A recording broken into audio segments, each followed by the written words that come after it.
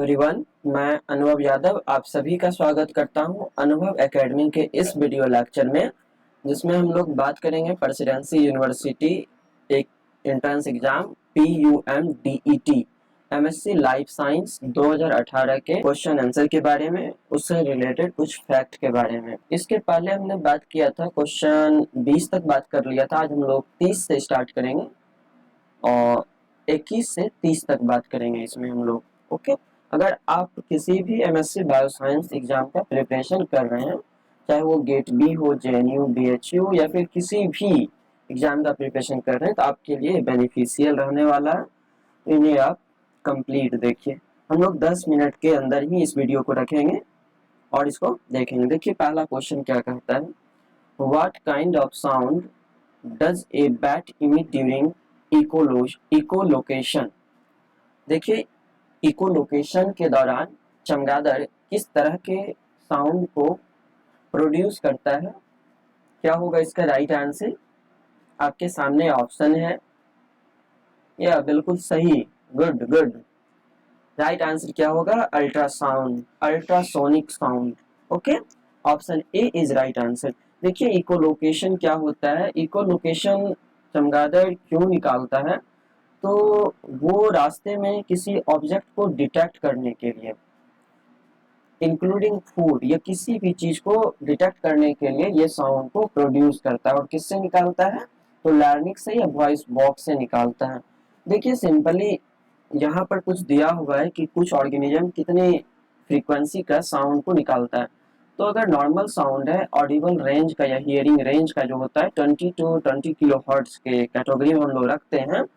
और अगर 20 kilo hertz से ऊपर जाता है तो उसको हम लोग अल्ट्रा साउंड बोलते हैं। अगर 20 के से नीचे आता है तो उसको इंफ्रा साउंड बोलते हैं। तो यहाँ पर आपके सामने कुछ एग्जाम्पल दिया हुआ, इन्हें आप देख सकते हैं।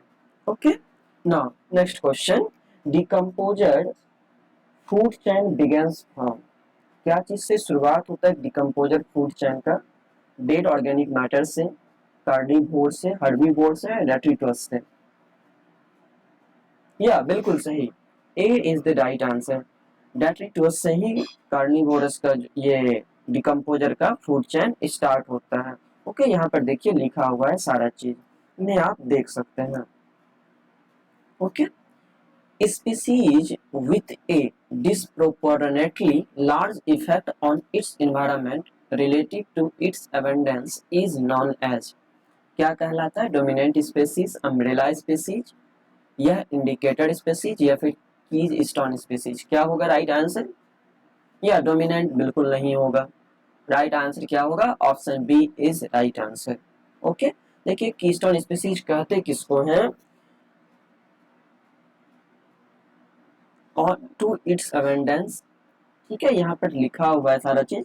हम वीडियो को शॉर्ट रखने के लिए बहुत कम बात कर रहे हैं। ओके, बाकी हम मैक्सिमम कॉन्सेप्ट को इंक्लूड कर दिए हैं, आप इन्हें देख सकते हैं और आपको इसका PDF भी डिस्क्रिप्शन में मिल जाएगा।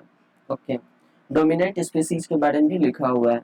Why mitochondrial DNA is considered as one of the best marker for population and evolutionary studies.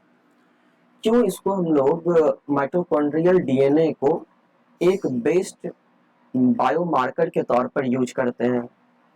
क्योंकि यह सर्कुलर होता है, क्योंकि mitochondrial gene are specific to mitochondrial DNA, या फिर उसमें म्यूटेशन बहुत ज्यादा होता है। ये तो देखिए ऐसे ही एलिमिनेट कर पाइएगा, बी तो बिल्कुल नहीं होगा। या बिल्कुल सही, ए इसका राइट आंसर होगा, क्योंकि वो यूनिपेरेंटल होता है। इसी कारण इसका हम लोग यूज क्या चीज में करते हैं? बायोमार्कर के तौर पर पॉपुलेशन एंड इवोल्यूशनरी स्टडीज में इसका यूज करते हैं। Okay, now the partial diploid form as a result of gene transfer in bacteria is called. क्या कहलाता है? जायगोट, हैप्लोजायगोट, प्रोजायगोट या मैरोजायगोट? जायगोट बिल्कुल नहीं। या बिल्कुल सही, राइट आंसर क्या होगा? मैरोजाइट इसका राइट आंसर होगा। मैरोजाइट क्या होता है? Is a state when a cell usually bacterial is temporarily partial diploid as a result of DNA transfer like conjugation. तो उसको हम लोग क्या कहते हैं? मैरोजाइट कहते हैं। Okay, Now, next question. What information can be generated by interrupted mating experiment with bacterial cells? तो किस तरह का इंफॉर्मेशन हम लोग गैदर कर सकते हैं? Levels of DNA homology, DNA nucleotide sequence, proteomics of bacteria या बैक्टीरियल जीनोम्स मैप को हम लोग हासिल कर सकते हैं। क्या होगा राइट आंसर? या एविडेंस ऑफ बैक्टीरियल जीनोम का देता है आपको एविडेंस, क्या चीज का? बैक्टीरियल जीनोम मैप्स के बारे में देता है information. Okay, D is the right answer. ना which one of the following is a hereditary disease? तो इनमें से कौन सा एक हेरिडेटरी डिजीज है? या बिल्कुल सही, सिस्टिस फाइब्रोसिस एक क्या है? हेरिडेटरी डिजीज है। पोलियोमाइटिस तो ये एक वायरस से होता है और ये कम्युनिकेबल डिजीज है। पोलियो जिसको हम लोग कहते हैं, हर्पस ये भी एक कम्युनिकेबल डिजीज है। कोलेरा, आप इस सारे टर्म से परिचित हैं। यहाँ पर कुछ टर्म दिया हुआ है, देखिए condition related to cystic fibrosis से और क्या क्या कंडीशन जुड़ा होता है, यहाँ पर कुछ ऑप्शन दिया हुआ है। ओके, नाउ सिस्टिस फाइब्रोसिस है क्या?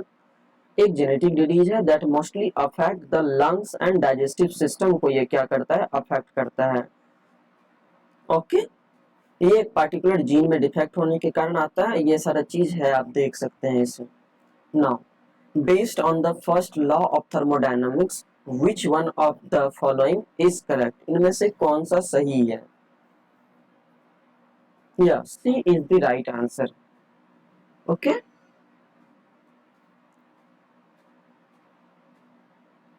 Now a paracentric inversion involves, paracentric inversion क्या चीज को इन्वॉल्व होता है, क्या चीज का? इसमें आपके सामने ऑप्शन है ये, या बिल्कुल सही, A is the right answer. Both arm इसमें इन्वॉल्व होता है। यहाँ पर आप पिक्चर देख सकते हैं, ये एक तरह का पेरिसेंट्रिक है। दो तरह का इन्वर्जन होता है, पारासेंट्रिक और पेरिसेंट्रिक। दोनों में अंतर क्या है? पारासेंट्रिक जो होगा उसमें सेंट्रोमेयर इन्वॉल्व नहीं होगा, केवल एक आर्म में होगा, जबकि पेरिसेंट्रिक में सेंट्रोमेयर इन्वॉल्व होगा और दोनों आर्म में होगा एक क्रोमोसोम का। ओके, यहाँ पर वही सारा चीज लिखा हुआ है जो आपको मैंने बताया। ओके, पारासेंट्रिक और पेरिसेंट्रिक, तो ये पेरिसेंट्रिक है। और 1 मिनट। ओके, अगर पेरिसेंट्रिक में ये बोथ आर्म होता है और पारासेंट्रिक में केवल सिंगल आर्म में होता है। तो 1 मिनट देख लीजिए, पारासेंट्रिक है या पेरिसेंट्रिक है, क्योंकि मेरा स्क्रीन हल्का प्रॉब्लम शो कर रहा है। 1 मिनट। क्या है इसमें? पारासेंट्रिक, ओके पेरिसेंट्रिक। तो इसका राइट आंसर क्या होगा? बिल्कुल सही, या राइट आंसर इस केस में क्या होगा? इसका option A is the right answer. Okay, वही चीज लिखा हुआ है यहाँ पर ना। लास्ट क्वेश्चन क्या है इसका? The result of a statistical test denoted by P shall be interpreted as follow. इसका राइट आंसर क्या होगा? आपके सामने ऑप्शन है ये, या इसका राइट आंसर क्या है? P इक्वल टू जब भी होगा वो छोटा होगा, किससे छोटा होगा? Is a null hypothesis, that means option A is the right answer.